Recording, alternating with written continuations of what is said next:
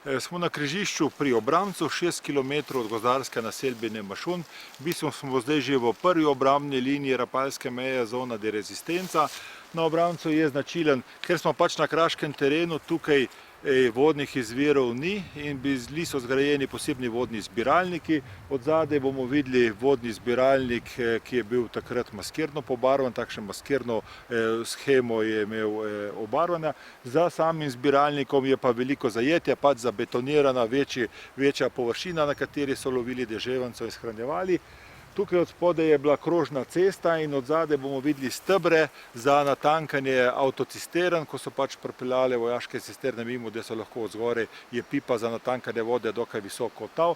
Malo niže je pa vojašnica, tipična z obrambnim zidom, strelskimi linijami in za dvema diagonalnima strelskima bunkerjema, diagonalno postavljena na tole obzidje. Noter sta pa dva objekta za nastanitev italijanskih vojakov. Gremo najprej vodni zbiralnik pogledati. Cesta iz obeh strani, bi rekel, ima lepo narejen tale rob, kamniteni kvadri. Pred nami je vodni zbiralnik, zajetje je bilo v ozadju, zbiral je deževnico in ta zbiralnik je služil, tako bi rekel, za vojašnico v neposrednji bližini, kot za natakanje cistern, da so vodo razvažali, pač ker so jo potrebovali.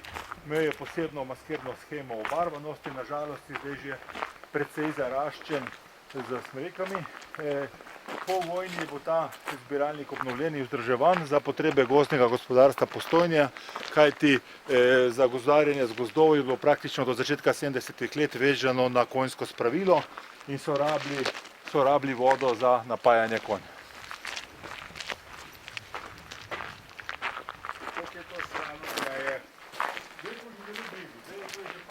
Zdaj 2 km naprej pa smo v Vratih, kamor je bila promeja.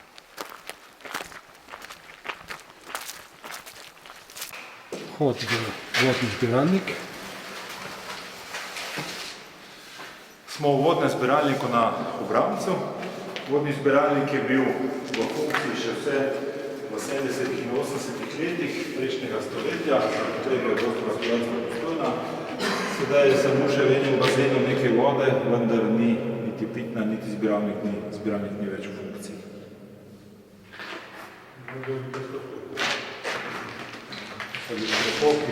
Se pravi, da so delali Italijani.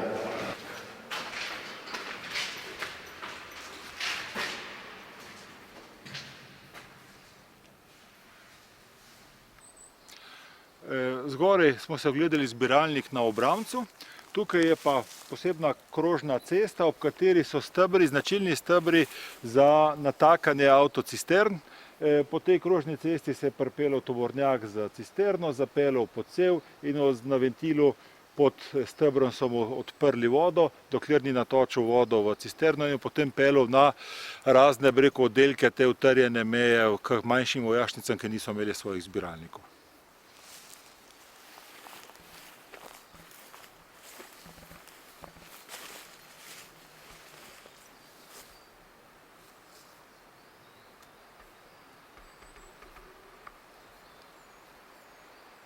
Zdaj gremo pa še do vojašnice, ki je spodaj v dolini. Pod tem vodnim zajetjem na 6 km stran od Mašuna. Smo na križišču cest, ki se imenuje Vrata, nedaleč stran od tistega vodnega zbiralnika, ki smo si ga malo prej ogledali. Kasarne pa nismo mogli posneti, ker je postala privatna lastnina in snemanje ni bilo mogoče. Zdaj smo pa, kot rečeno, pri Vratih. Tu je tudi en bunker. In, Gregor, kje smo zdaj?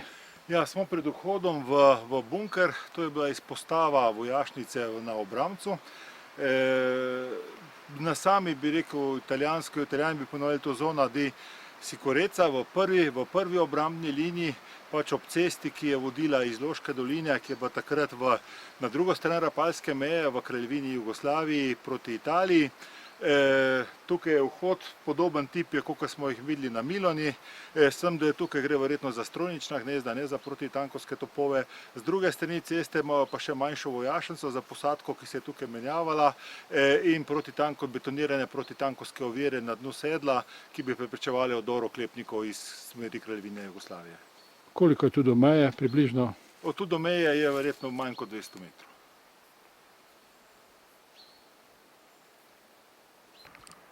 Smo v vratih v neposredni bližini stare rapalske meje na izpostavi vojašnice Obramc na polju betoniranih protitankovskih ovir, ki so zapirale prehod čez dolino pod samo cesto. Ovir je, bi rekel, dokaj gosto posejanih še vse do male stražnice, ki je služila bivanju posadke v podzemnih bunkerjev, katerega smo vhod opazovali prej.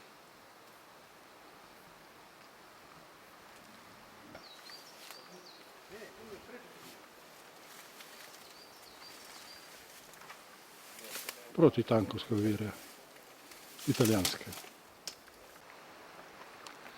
Nad protitankovskimi ovirami v vratih je tukaj na površini gozda še vedno stara žica. Žico srečamo marsikje ob rapalski meji, dokaj narodna pri upravljanju z gozdovi, pri gozdarjenju. Ravno tako so nekje ob meji še vedno zabetonirane petelinje ostroge, pač zakovano, ošiljeno železo.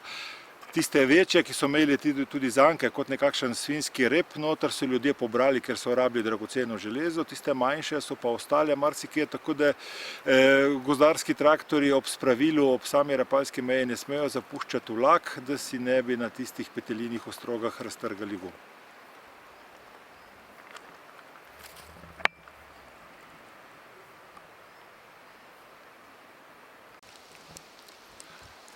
Blokada dostopa s protitankovskimi ovirami na dnu doline se nadaljuje tukaj na cesti, kjer so bili železni stebri namenjeni temu, da so montirali fizično zaporo ceste, ter z nadaljevanjem protitankovskih ovir više po bregu navzgor. Gremo še te ovire pogledati.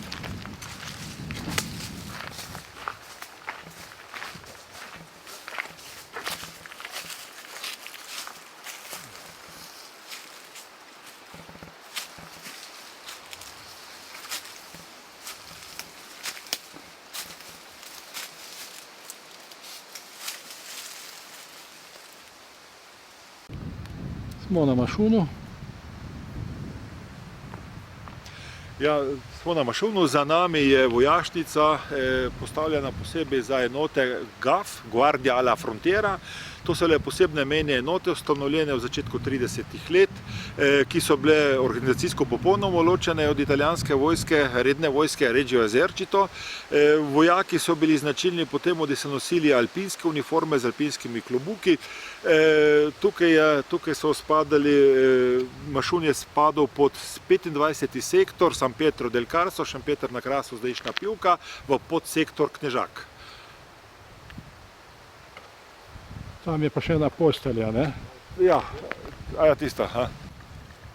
Tu na Mašunu so tudi ostanki stare italijanske vojaške postelje, zložljive postelje, ki so jo imenovali Branda, pač preko tiste srednje osi se je zložila, vmes med kljukicami so bile pa napeto platno, na katerem je potem oficir lahko spal.